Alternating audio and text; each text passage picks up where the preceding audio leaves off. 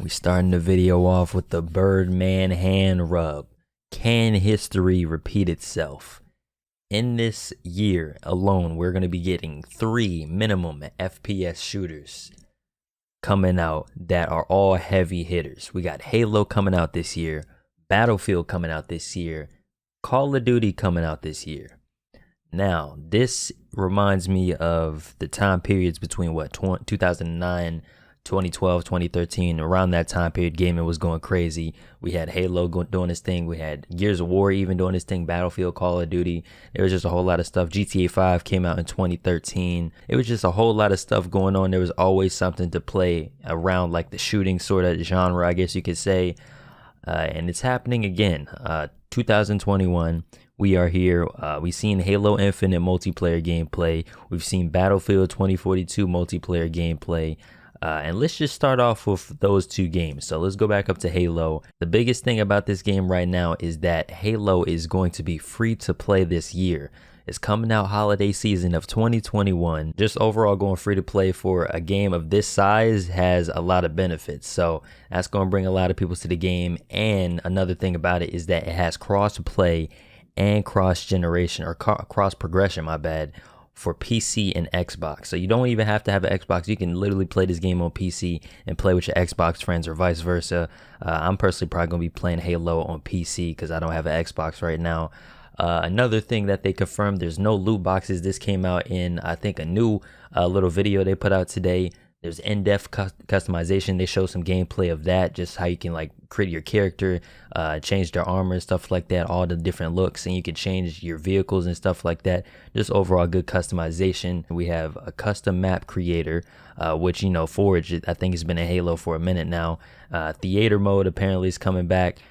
From the trailer we've seen, it looks like some decent, good, you know, Halo maps that we can look forward to playing. It has the classic sort of Halo feel, but they said they wanted to add a little bit more of a new flavor to it. So, you know, at least we have that to hang on to for Halo in itself. And it's looking good, man. I'm not gonna lie.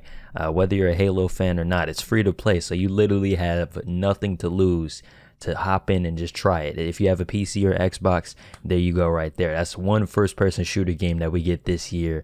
That's just it could turn out pretty good, and it can cause some competition, and that's what this video is about. 2009, 2012, all the games that I'm talking about right now were just arguably their best state. And in terms of gameplay, fun, and all. The fun is the main. Video games are supposed to be fun. Around that time, video games were just amazing. Now we're going to move on to Battlefield. Battlefield 2042 is going back to the Battlefield 3 / Battlefield 4 type of vibes.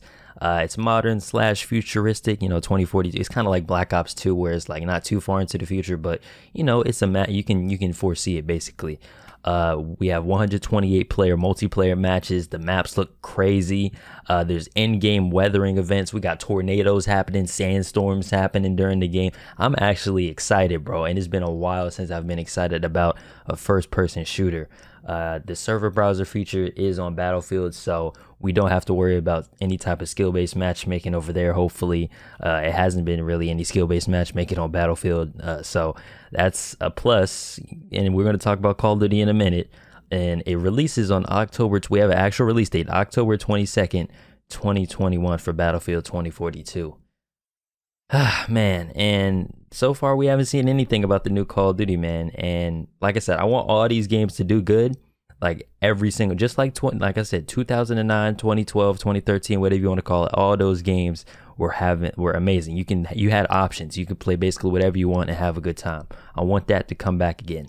But moving on to Call of Duty, we've only gotten pretty much leaks. We haven't got any official information. All we know is that Sledgehammer Games is creating this year's Call of Duty. And for me, I didn't really enjoy Advanced Warfare or World War II, but you know, it's a completely different team around this year's Call of Duty, which is Call of Duty Vanguard apparently.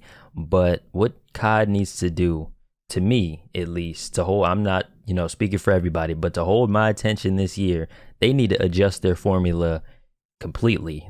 I mean, we got Halo Infinite, which is going free to play multiplayer. I know Warzone is, you know, free to play, but Honestly, to me, I don't really enjoy Battle Royale like that. I don't really, I mean, I guess some people find it cool. I just think it's overplayed.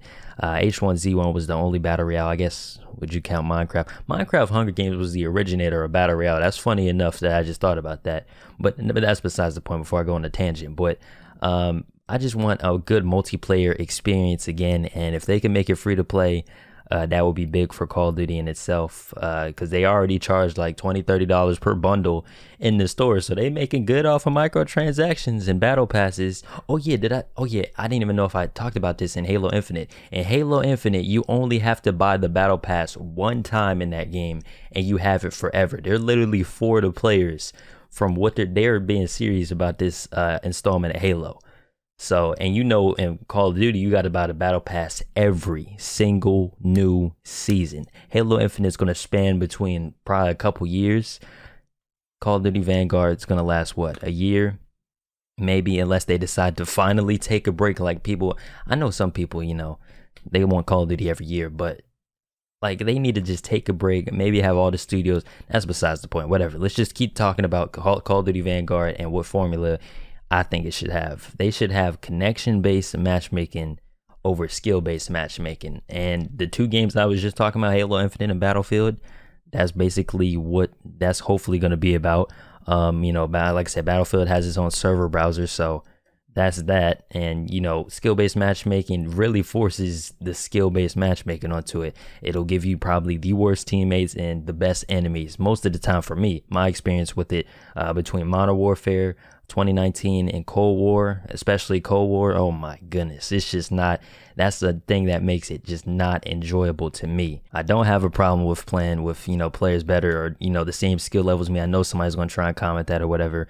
It's just annoying to have to do it every single game.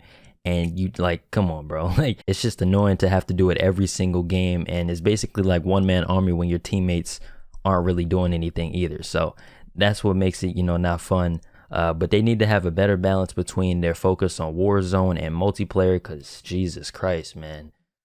Cold War just felt neglected compared to Warzone, even though, like, you know, skill-based matchmaking, even then, like, they just need to, that's the biggest gripe for me right now. I could talk about that for like hours, but we're gonna move on.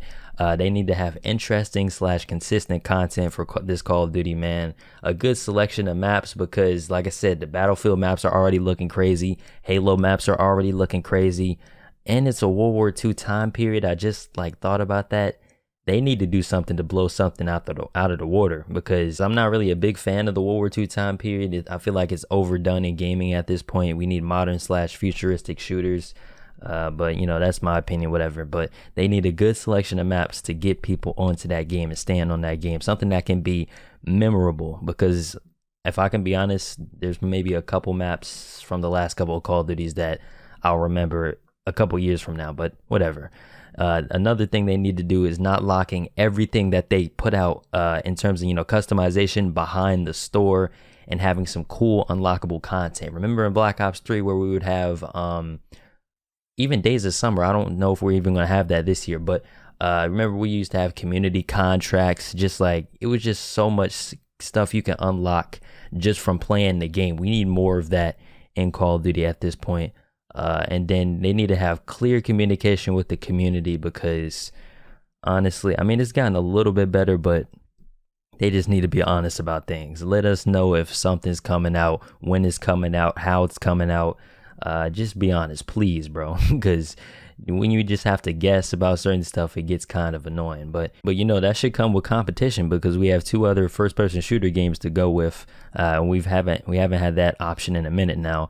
And the last thing that I have on the list that Call of Duty Vanguard needs to have is just fun gameplay. It needs to be fun, please, bro.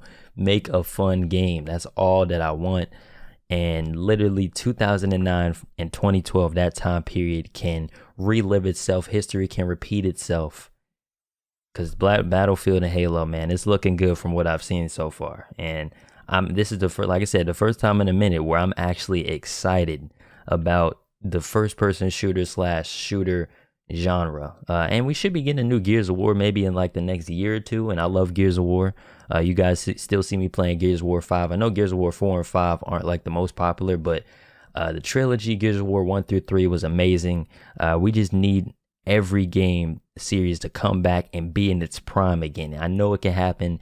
They just have to apply themselves, and the competition is healthy this year. So hopefully we get to see something. I'm probably going to be covering every single one of the games that I've been talking about, because I just love video games in general. Not only just shooting games, FPS games. I play pretty much any other game besides that on my second channel, LoneWolfXP 2. I love video games, and I want them all to succeed. I don't even really compare these games like that, but I just want them to work their hardest to be the best that they can possibly be. That's all that I want. So hopefully we can see that this year, man. I don't know how long this video is. I've just been talking. This is something that I'm actually passionate about. So, and I haven't been passionate about this stuff in a minute. So that just goes to show you. But hopefully you guys did enjoy this video. Drop a like, subscribe. Let me know what you guys think in the comment section down below. And man, I'm praying, bro. Please just let us have a good year in gaming. Check out my social medias, all linked in the description. Like I said, LoneWolfXP 2 for the second channel. We're about to finish Ratchet and Clank Rift Apart over there, so check that out.